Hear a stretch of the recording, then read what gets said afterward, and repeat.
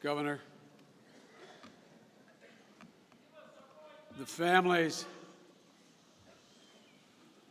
the miners that we lost, and the President and I had the pleasure to meet.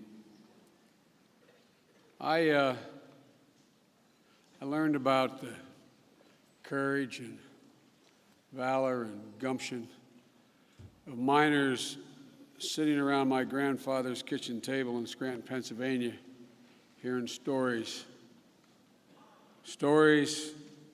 of men they knew and lives that were lost. But I actually learned more from Robert C. Byrd, who was here, serving with him so many years.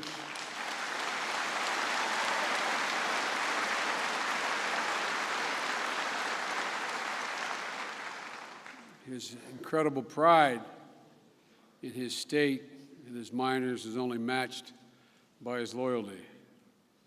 And it's good he was here today.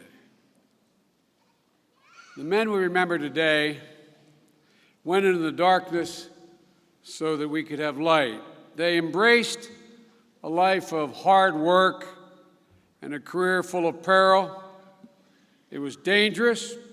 It was dangerous work, and they knew it, but they never flinched. What amazed me is how they saddled up every day, squeezed in side by side for a cramped journey into the heart of darkness. Many of them loved it, some of them dreaded it, but all of them approached it with dignity, resolve, and strength. They went into the mines, as has been referenced earlier, not only to provide for themselves and their families, but in a very direct way for all of us. And though this work defined them, it did not describe them. As Nick Rahal said, they were fathers, grandfathers, sons, nephews, husbands, and fiancés. They loved hunting, fishing, riding horses and four-wheelers. They hated the way Coach Rodriguez left West Virginia for Michigan.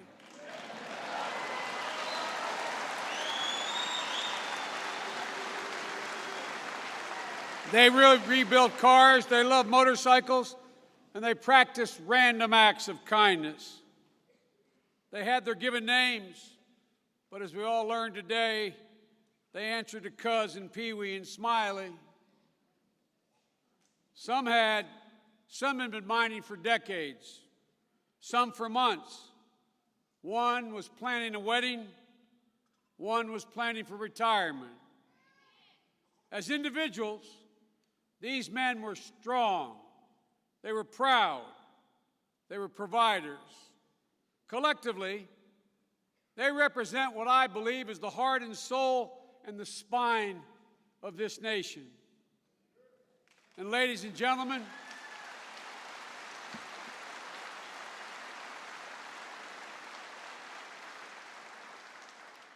a nation mourns them.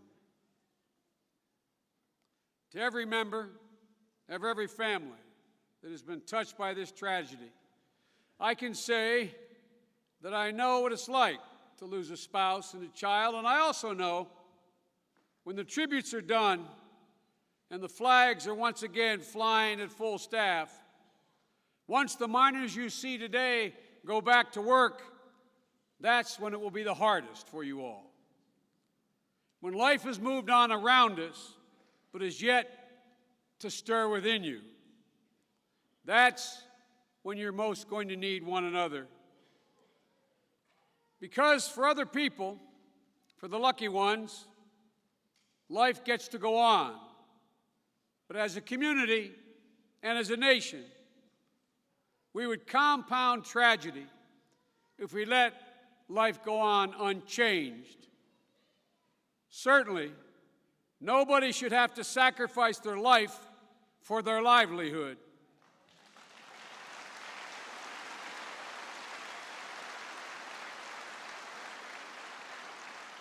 But as the governor and Senator Rockefeller said, we'll have that conversation later. But before that, the rest of us bear responsibility as well. And that responsibility is to be aware of, to recognize, to respect to honor those who risk their lives so that we can live ours, and those who will continue to do this hard and dangerous work. So often, when we're met with this kind of sorrow and pain, we search, as the clergy here today can tell you, for meaning and purpose where there seems to be none. We look for answers to questions that are literally hard to ask, and even when answered, at this moment they provide little relief. To paraphrase the communion hymn in my church, I have a wish for all of you, all of your families. May He raise you up on eagle's wings and bear you on the breath of dawn and make the sun to shine upon you. And until you're reunited with those you lost, may God hold you in the palm of His hand. For you know, this band of 29 roughneck angels watching over you are doing that just now as they sit at the right hand of the Lord today. And they're wondering, is all that fuss about me? You know,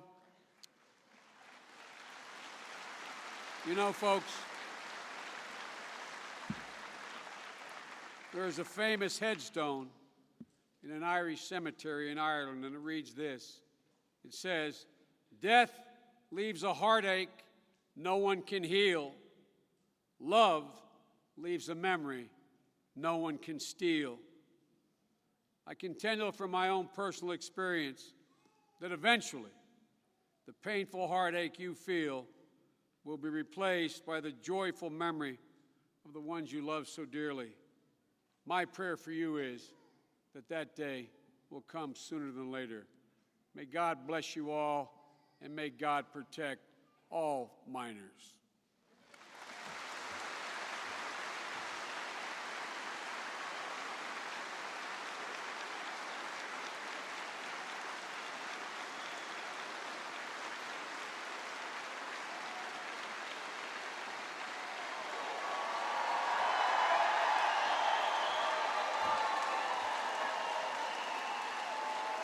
Thank you. Please be seated.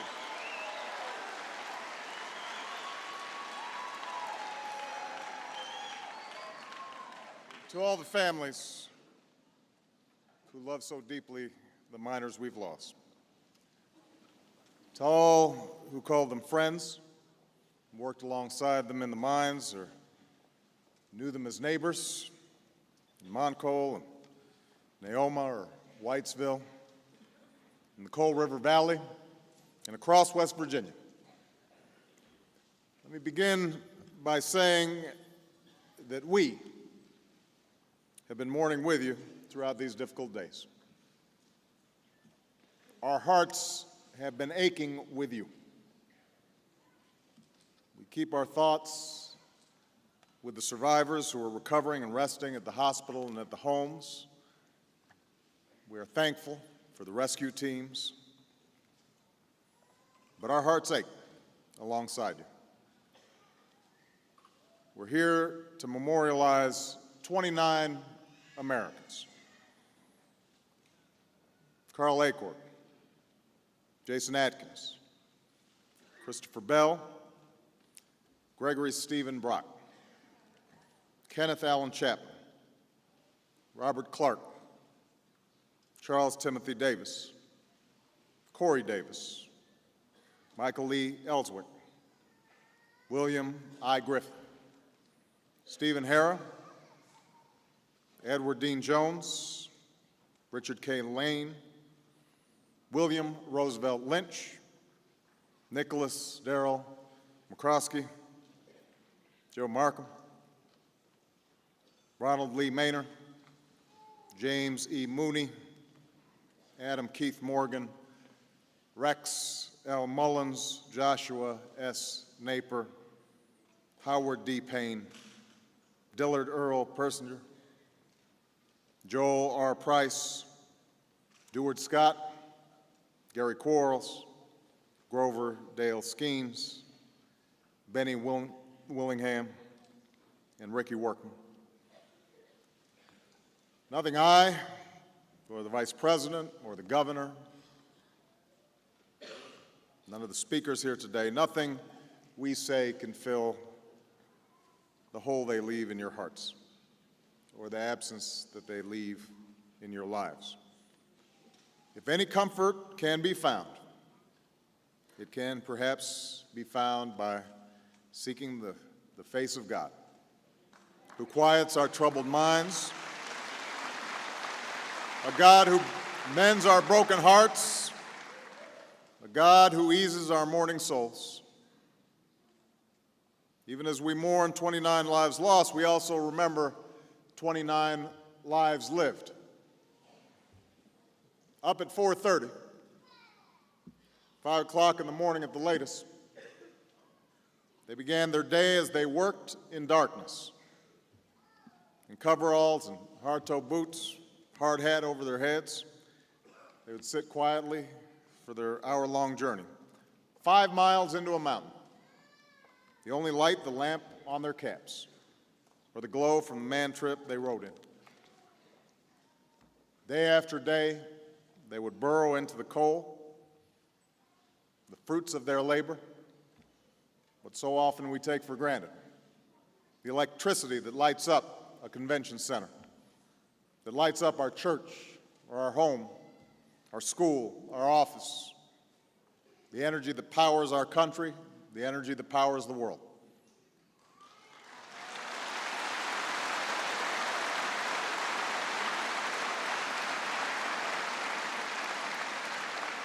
And most days they'd emerge from the dark mine squinting at the light. Most days they'd emerge sweaty and dirty and dusted from coal. Most days they'd come home. But not that day. These men, these husbands, fathers, grandfathers, brothers, sons, uncles, nephews, they did not take on their job unaware of the perils. Some of them had already been injured. Some of them had seen a friend get hurt. So they understood there were risks. Their families did too. They knew their kids would say a prayer at night before they left. They knew their wives would wait for a call when their shift ended saying everything was okay. They knew their parents felt a pang of fear every time a breaking news alert came on or the radio cut in. But they left for the mines anyway, some having waited all their lives to be miners, having longed to follow in the footsteps of their fathers and their grandfathers, and yet none of them did it for themselves alone. All that hard work, all that hardship, all the time spent underground, it was all for the families. It was all for you. For a car in the driveway, a roof overhead, for a chance to give their kids opportunities that they would never know, and enjoy retirement with their spouses. It was all in the hopes of something better.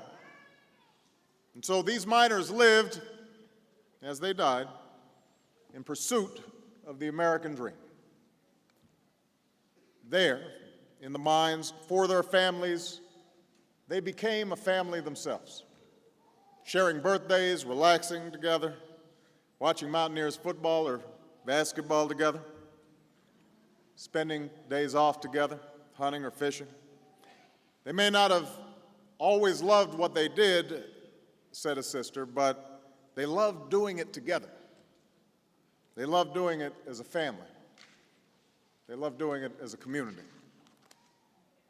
And, you know, that's a spirit that's reflected in the song that almost every American knows. But it's a song most people, I think, would be surprised was actually written by a coal miner's son about this town, Beckley, about the people of West Virginia. It's the song Lean on Me, an anthem of friendship, but also an anthem of community, of coming together. And that community was revealed for all to see in the minutes and hours and days after the tragedy. Rescuers, risking their own safety, scouring narrow tunnels saturated with methane and carbon monoxide, hoping against hope they might find a survivor. Friends keeping porch lights on in a nightly vigil, hanging up homemade signs that read, "Pray for our miners and their families." Neighbors consoling each other and supporting each other, leaning on one another. And I've seen it, the strength of that community. In the days that followed the disaster, emails and letters poured into the White House, postmarked from different places across the country. They often began the same way. "I am proud to be from a family of miners. I am the son of a coal miner. I am proud to be a coal miner's daughter.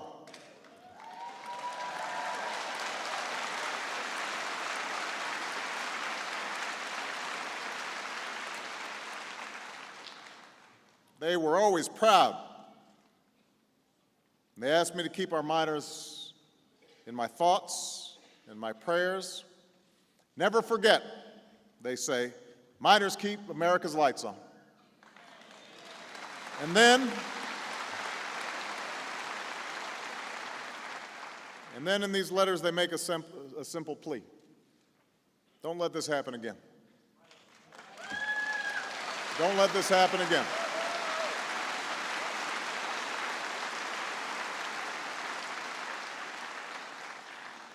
How can we fail them? How can a nation that relies on its miners not do everything in its power to protect them? How can we let anyone in this country put their lives at risk by simply showing up to work, by simply pursuing the American dream? We cannot bring back the 29 men we lost. They are with the Lord now. Our task here on earth is to save lives from being lost in another such tragedy. To do what we must do individually and collectively to assure safe conditions underground, to treat our miners like they treat each other, like a family, because we are all family and we are all Americans. And we have to lean on one another and look out for one another and love one another and pray for one another. There's a psalm that comes to mind today. A psalm that comes to mind, a psalm we often turn to in times of heartache.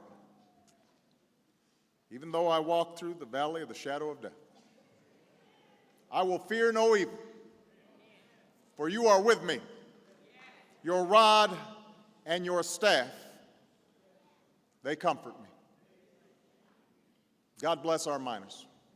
God bless their families. God bless West Virginia. And God bless the United States of America.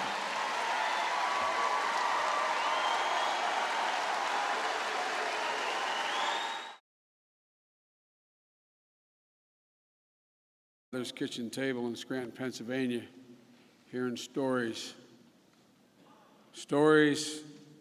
of men they knew and lives that were lost. But I actually learned more from Robert C. Byrd, who was here, serving with him so many years.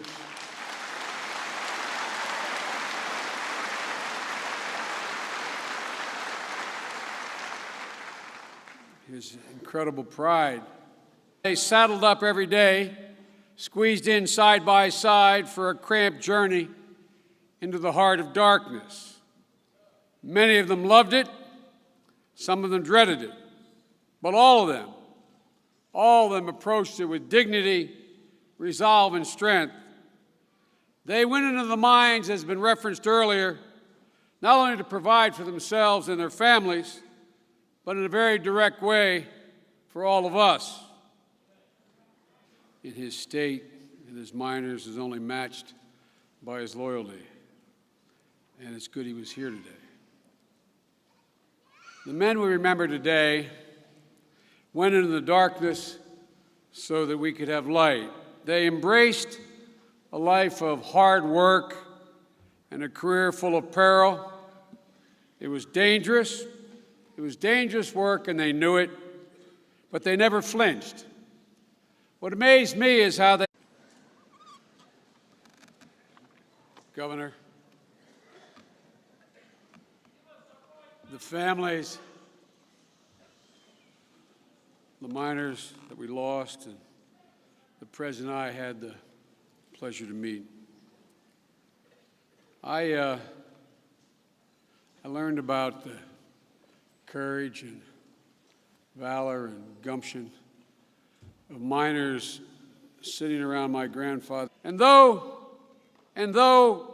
this work defined them, it did not describe them.